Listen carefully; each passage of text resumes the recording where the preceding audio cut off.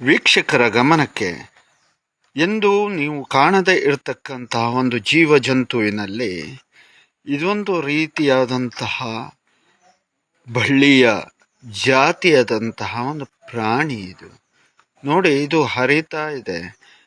ಕಣ್ಣಿಗೆ ಕಾಣಲಿಕ್ಕೆ ತುಂಬಾನೇ ಸೂಕ್ಷ್ಮವಾದಂತಹದ್ದು, ಆದರೆ ಇದರ ಶಕ್ತಿ ಮಾತ್ರ ಅದ್ಭುತ. ಒಂದು ತಲೆ ಕೂದಲನ್ನು ಕಂಡ ಹಾಗೆ ಕಾಣತಕ್ಕಂತಹ ಈ ಒಂದು ಜೀವಿ, ಇದು ದಾರಿಯ ಮಧ್ಯದಲ್ಲಿ ಉದ್ದನೆ ಇರ್ತದೆ.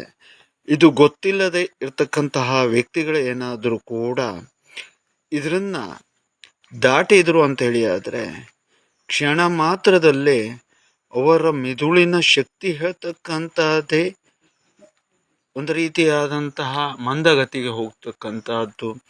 ಜೊತೆಗೆ ಅವರು ಮಿಕ್ಕಿದವರೆಲ್ಲ ಅವರಿಗೆ ದಾರಿಯಲ್ಲಿ ಕಾಣುತ್ತಾರೆ ಅಥವಾ ಇದಾಗತ್ತೆ. ಬಟ್ ಅವರ ಮನೆಗೆ ಹೋಗ್ತಕ್ಕಂತಹ ದಾರಿಯೂ ಕೂಡ ಅವರಿಗೆ ಗೋಚರಿಸುವುದಿಲ್ಲ. ಅಂತಹ ಒಂದು ಸಮಯದಲ್ಲಿ ಬೇರೆ ಯಾರಾದರೂ ಬಂದು ಕರ್ಕೊಂಡು ಹೋದರೆ ಮಾತ್ರ ಅವರಿಗೆ ದಾರಿ ಸುಗಮವಾಗಿ ಕಾಣತಕ್ಕಂಥದ್ದು. ಅಲ್ಲ ಅಂತೇಳಿ ಆದರೆ ದಾರಿನೇ ಕಾಣದ ಪರಿಸ್ಥಿತಿ ಹೇಳ್ತಕ್ಕಂತಹದ್ದು ಅಂತಹ ವ್ಯಕ್ತಿಗಳಿಗೆ ಉಂಟಾಗ್ತಕ್ಕಂಥದ್ದು. ಹಾಗಾಗಿ ಇದರ ಪವರು ಹೇಳ್ತಕ್ಕಂಥದ್ದು ಎಷ್ಟು ಅಂತ ಊಹಿಸ್ಕೊಳ್ಳಿ. ಜೊತೆಗೆ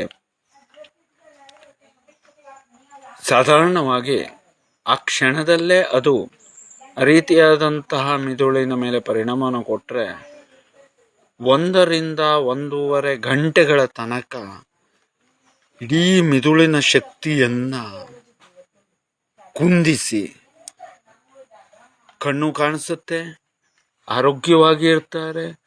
ಎಷ್ಟೇ ಸುತ್ತಾಡಿದ್ರು ಮನೆಗೆ ಹೋಗ್ಲಿಕ್ಕೆ ಗೊತ್ತಾಗೋದಿಲ್ಲ. ಹಾಗಾಗಿ ಇದಕ್ಕೆ ಒಂದು ಅಚ್ಚರಿಯ ಹೆಸರು ಅಂತ ಹೇಳಿದ್ರೆ ದಿಕ್ ಬಳ್ಳಿ ಅಂತ ಹೇಳುವುದಾಗಿ, ಅಂದರೆ ದಿಕ್ಕನ್ನೇ ತಪ್ಪಿಸ್ತಕ್ಕಂತಹ ಬಳ್ಳಿ ಅಂತ ಹೇಳುವುದಾಗಿ ಕರೀತಕ್ಕಂತಹದ್ದು ನಮ್ಮ ಭಾಷೆಯಲ್ಲಿ. ಆದರೆ ಇದು ತಲೆ ಕೂದಲಿನ ರೀತಿಯಲ್ಲಿ ಇದ್ದು ನೋಡಿ ಎಷ್ಟು ಸುಂದರವಾಗಿದೆ ಅಂತ.